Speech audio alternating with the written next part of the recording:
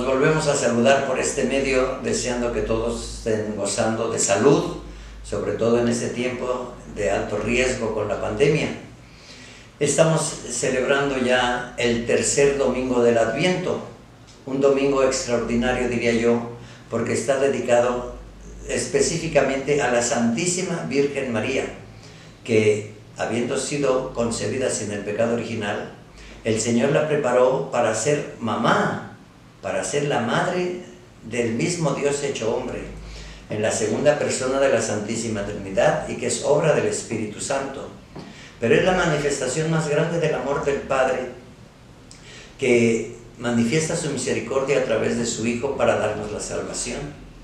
De tal manera amó Dios al mundo que entregó a su Hijo único, Jesucristo, para que todo el que cree en Él no perezca, sino que tenga vida y la tenga en abundancia. Eso que nos dice el Evangelio de San Juan.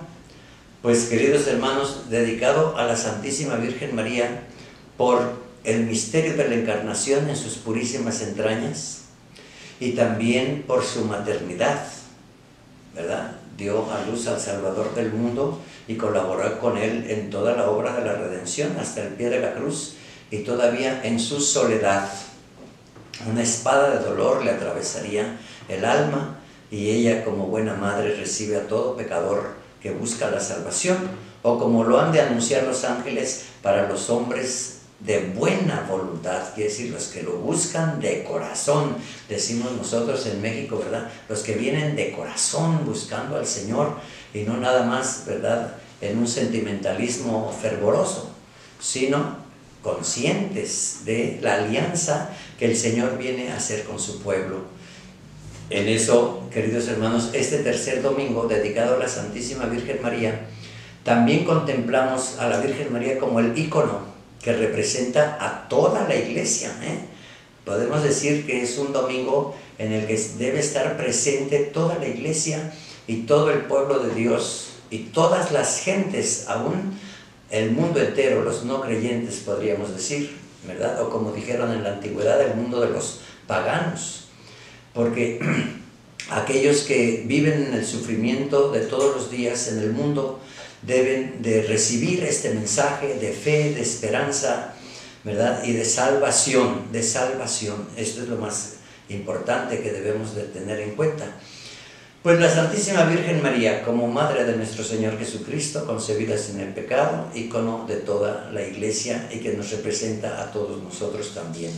Lo que se dice de la Virgen María también se proclama de la Iglesia de nuestro Señor Jesucristo.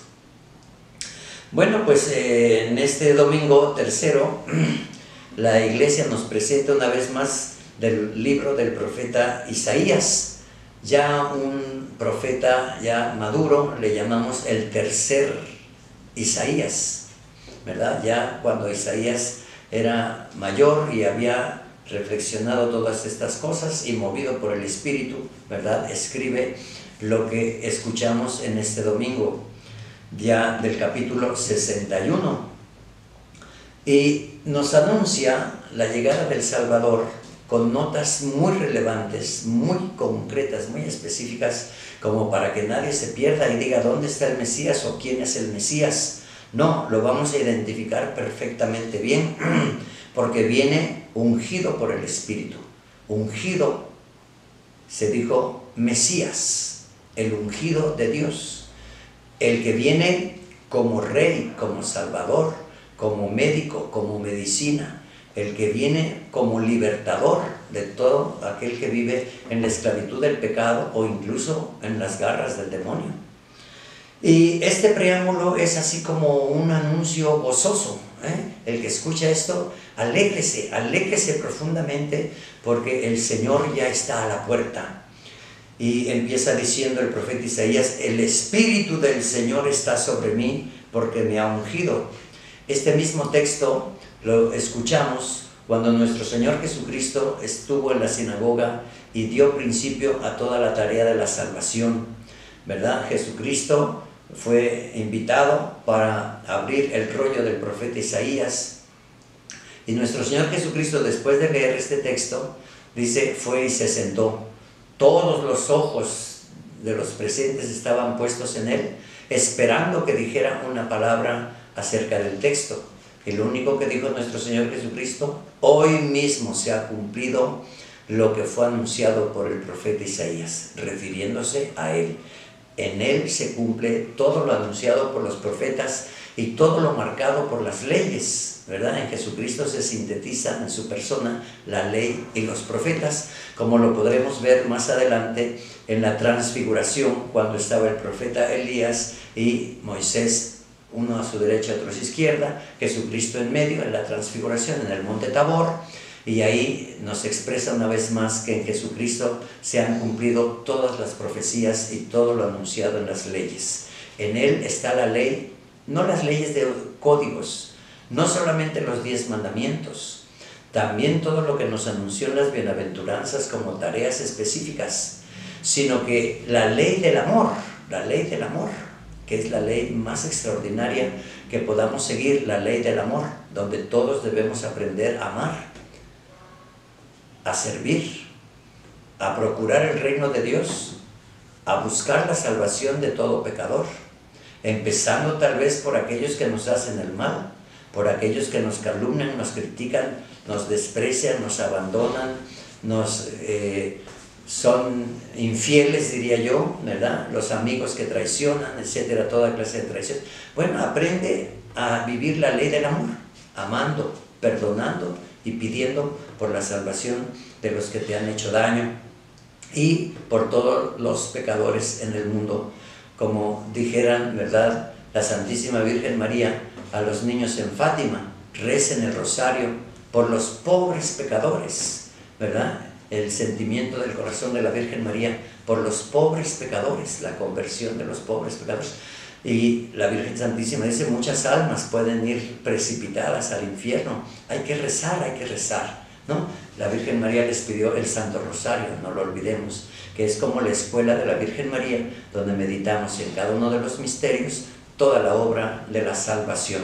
Bueno, pues nuestro Señor Jesucristo, ¿verdad?, en Él se cumple la profecía de Isaías: el Espíritu del Señor está sobre mí, porque me ha ungido y me ha enviado para anunciar la buena nueva a los pobres, a curar a los de corazón quebrantado, a proclamar el perdón a los cautivos, la libertad a los prisioneros y pregonar, ¿verdad? Es un pregón de gozo, a pregonar el año de gracia del Señor.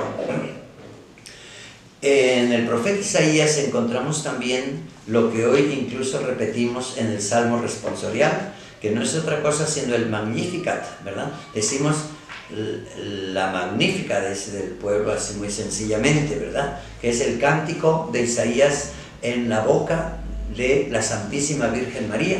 Mi alma, ¿verdad?, glorifica al Señor, y mi espíritu se llena de júbilo en Dios mi Salvador, porque puso los ojos en la humildad de la esclava. Dos figuras pues extraordinarias: Cristo Salvador y la esclava del Señor. Mira esta expresión, ¿verdad? O la sierva, así se le llamaba también a los sirvientes y a los esclavos en los tiempos de Jesucristo o de las grandes monarquías, los siervos del Señor.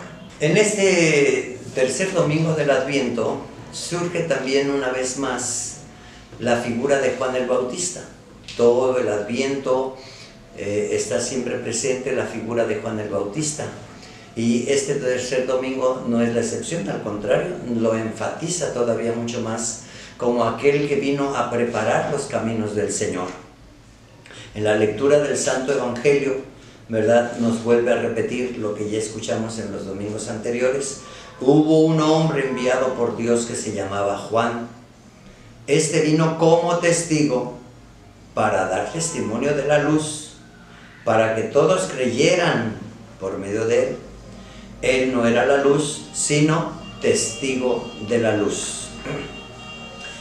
Y nos hace referencia de inmediato a el testimonio que dio Juan el Bautista. Juan el Bautista había sido tomado prisionero por haberle gritado sus verdades a Herodes, que vivía con su cuñada, ¿verdad?, como concubina, y que pues daba un mal testimonio a todo el pueblo de Israel, siendo el rey que debería, ¿verdad?, de seguir las voces de Dios como rey de Israel. Sin embargo, su testimonio era de incesto, o de amaciato, de adulterio, ¿verdad? Vivía con la mujer de su hermano. Y Juan se lo gritó, lo señaló: conviértete, arrepiéntete, no te está permitido vivir así. Y la mujer se indigna y buscaba de alguna manera el castigar a Juan o desquitarse porque los había exhibido públicamente. Mira, el profeta no se detiene, anuncia la salvación y denuncia el pecado. Hoy nos da temor denunciar el pecado, ¿verdad? Y muchos prefieren irse así suavecito, incluso con el evangelio, pero no denuncian el pecado.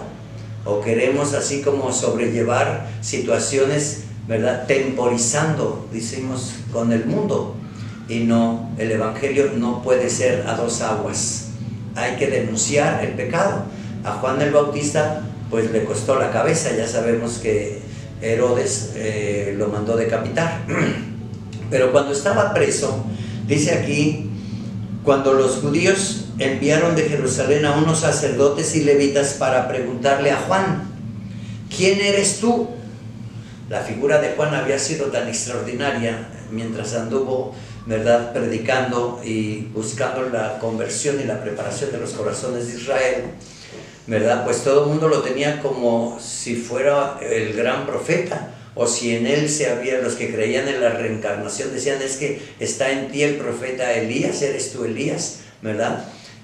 Había pues muchas cosas que el pueblo todavía no afinaba, y pues pensaron incluso que él sería el Mesías. Para salir de todas esas dudas, enviaron unos mensajeros a preguntarle a Juan: ¿quién eres tú? Él reconoció y no negó quién era. Él afirmó: yo no soy el Mesías. Pues le volvieron a preguntar: entonces, ¿quién eres pues? ¿Eres Elías? Él les respondió: no lo soy. ¿Eres el profeta? Respondió: no. Le dijeron: entonces dinos quién eres, para poder llevar una respuesta a los que nos enviaron. ¿Qué dices de ti mismo?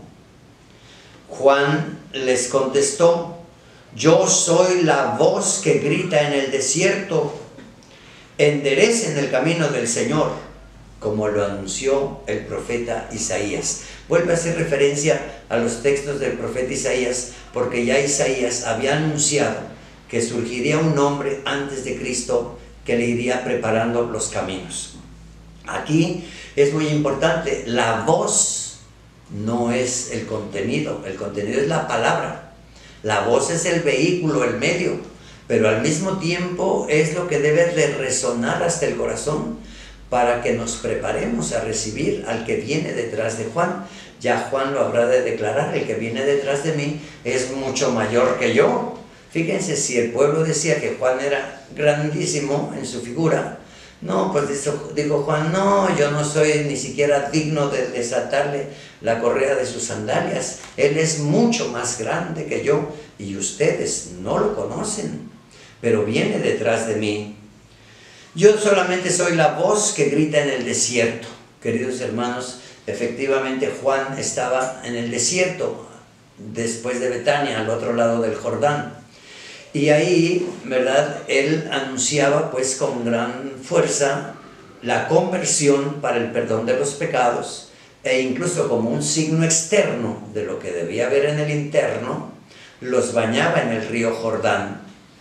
Él mismo declarará, ¿verdad?, yo los bautizo aquí con agua, pero no, el que viene detrás de mí los bautizará en Espíritu Santo y fuego. Quiere decir que él trae el fuego del amor que purifica, que dignifica, que eleva verdaderamente el camino a la salvación. El bautismo que recibimos los católicos No es el bautismo que daba Juan, como mucha gente hasta la fecha quisiera hacerlo. ¿Por qué no te bautizas a los 30 años como Jesucristo, allá en un río? Y mucha gente es llevada, ¿verdad?, por los hermanos separados a hacerse bautizar en un río. Eso es una tontería. Eso es como si fueran a hacer una obra de teatro reproduciendo las cosas. No, la realidad es que el bautismo de Juan era simplemente de penitencia. Pero el bautismo que recibimos, lo recibimos no por las aguas del río, no son las aguas lo que nos lava la sangre del Cordero, nos fortalece el Espíritu que nos entrega el Espíritu Santo en la confirmación. Bautismo y confirmación originalmente era un solo sacramento, pero debido a las preparaciones para catecúmenos fue separado en dos partes el bautismo. Bautismo decimos y luego confirmación, que es como la corona sublime del bautismo, es la confirmación, la entrega del Espíritu Santo. Porque nadie puede cumplir la alianza con el Señor si no tiene la fuerza del Espíritu Santo. Por lo mismo, el bautismo de Juan no es el bautismo que nosotros recibimos. Que nadie se quede en ese sentimiento a veces tramposo y engañoso. Hay que ser bautizados como sacramento que recibimos, porque así lo ordenó Jesucristo a sus apóstoles. Vayan ustedes, hagan discípulos míos y bautícenlos, quiere decir báñenlos o sumérjanlos en el Padre, en el Hijo, en el Espíritu Santo, que queden sumergidos en la Santísima Trinidad de Dios, para que con Dios seamos uno. Eso son elementos que digo aquí al paso, para que nadie se quede en la ignorancia. Pues Juan daba testimonio de todo eso, diciendo: yo solamente soy la voz que grita en el desierto. Ya habíamos analizado que el desierto lo podemos encontrar incluso dentro de nosotros mismos, ahí donde mucha gente hoy dice que se siente solo, ahí donde muchos sufren el dolor de ser abandonados, ahí donde muchos reclaman que no son escuchados, no son amados, no son queridos, que nadie les hace caso. Bueno, ese es tu desierto. Pero en el desierto pueden florecer cosas malas, ¿verdad? Ahí donde salen todas las bestias, ahí donde se encuentra el demonio, ahí donde no hay vida, ahí donde se te pueden crear resentimientos, rencores, deseos de venganza, renegar de Dios, ahí donde encuentras la muerte, ¿verdad? Como si fueran las fieras del desierto, donde hay chacales y hienas, donde hay serpientes, escorpiones, tarántulas, etcétera. Ahí donde no hay vida, sino solamente zarzas o maleza, ¿verdad? Que incluso se las lleva el viento en arenas movedizas como son las arenas del desierto. Cuando pasan, ¿verdad?, todas las tolvanedas del desierto, ¿verdad?, pues todas las dunas, así se llaman los montículos de arena, las dunas del desierto, el vendaval tan fuerte, de repente te deja aquí todo plano, y todo lo que veías como una montaña ya no existe, porque todo eso se lo arrasó el viento. Pues ahí donde estaríamos a la intemperie, en lo indefenso, ahí donde no florece la vida, ahí donde ni siquiera hay agua, en el desierto, en las arenas secas, ¿verdad?, donde suben las altas temperaturas.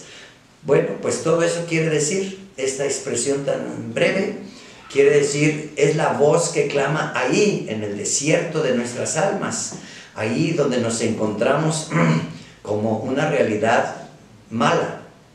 Ahí tenemos que preparar el camino del Señor para que el Señor llegue, entre y cambie nuestros desiertos en verdaderos jardines, ¿verdad?, o en páramos floridos, etc.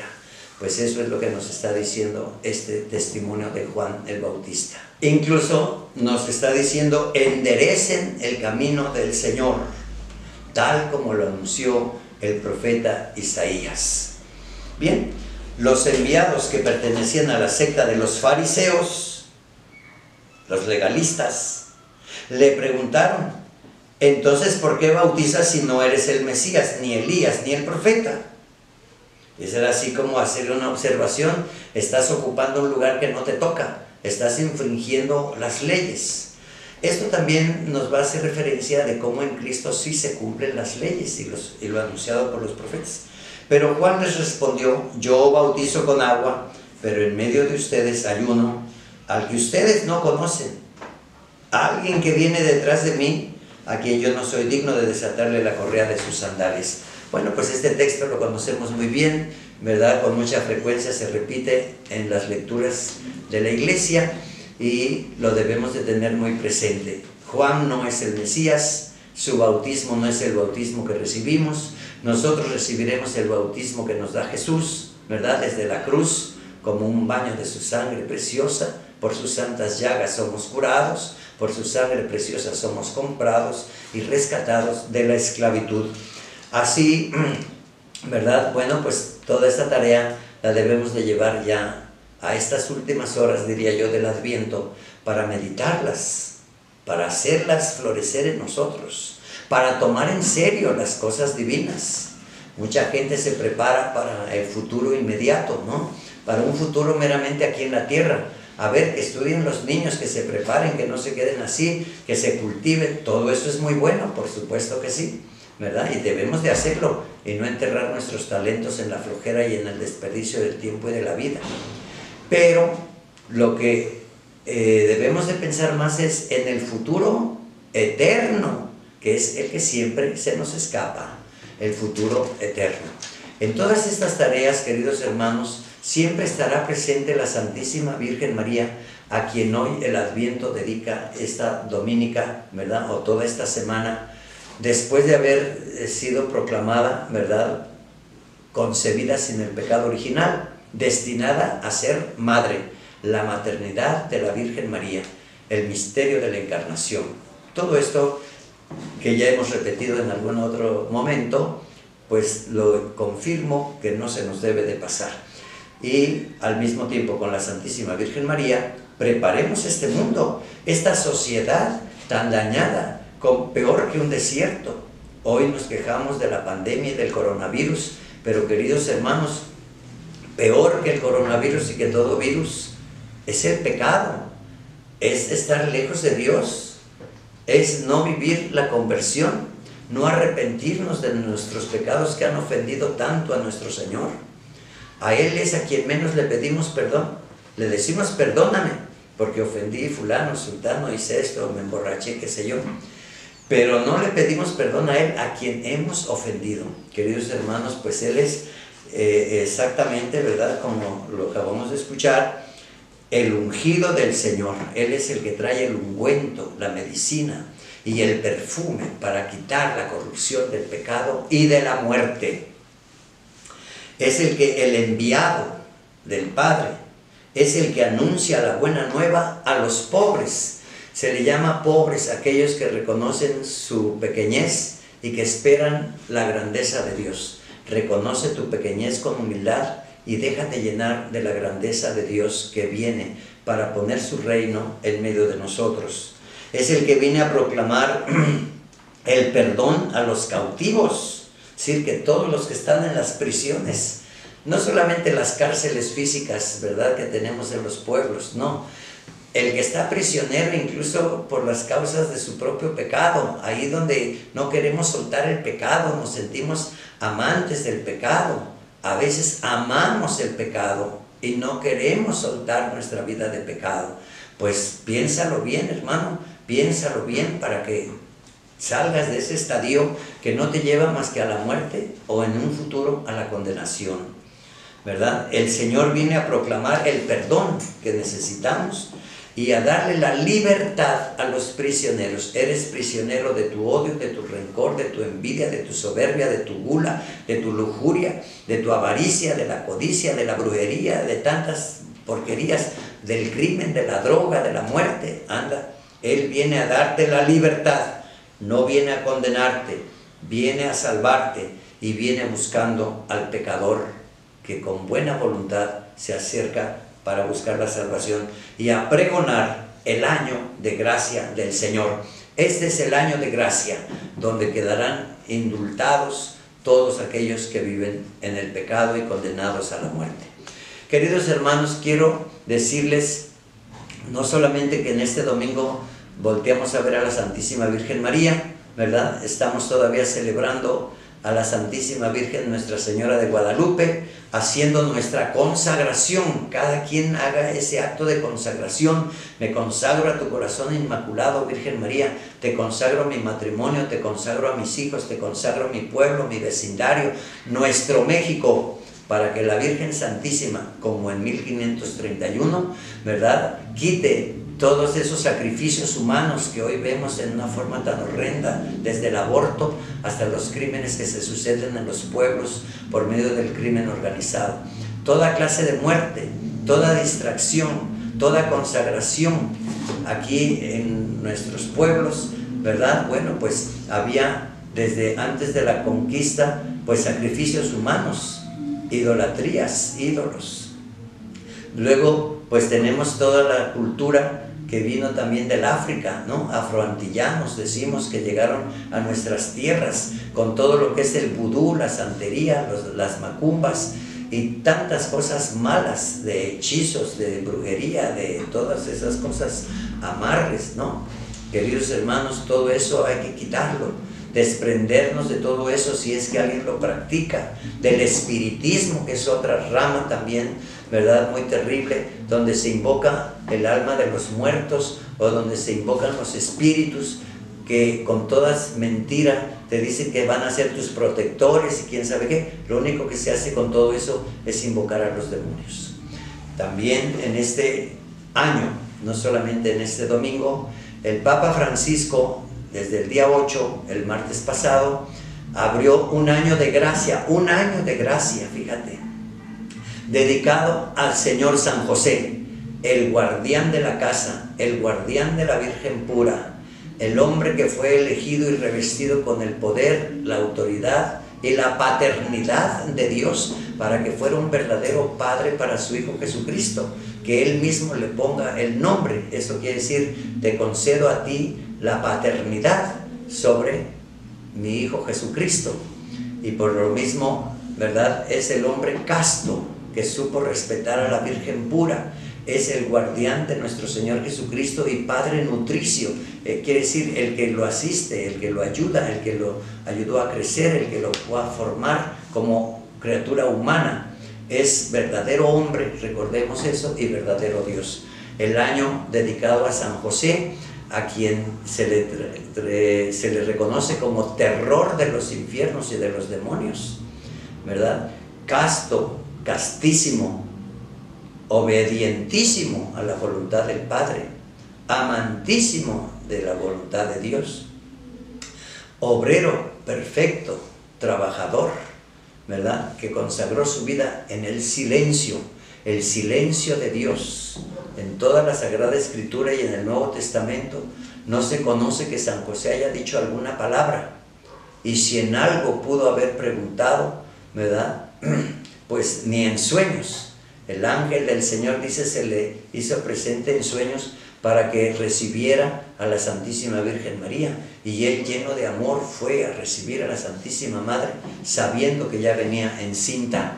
Supo en el silencio ofrecer su vida, que me echen a mí la culpa, que yo abandono a la prometida, pero que no le vaya a pasar nada a la Santísima Virgen María, porque salió embarazada y el embarazo no es de San José, y estaba eso sentenciado para que estas mujeres que deshonraban al marido murieran a pedradas. Y San José dijo, eso sí que no, prefiero echarme la culpa, y quiso, ¿verdad?, abandonarla en secreto.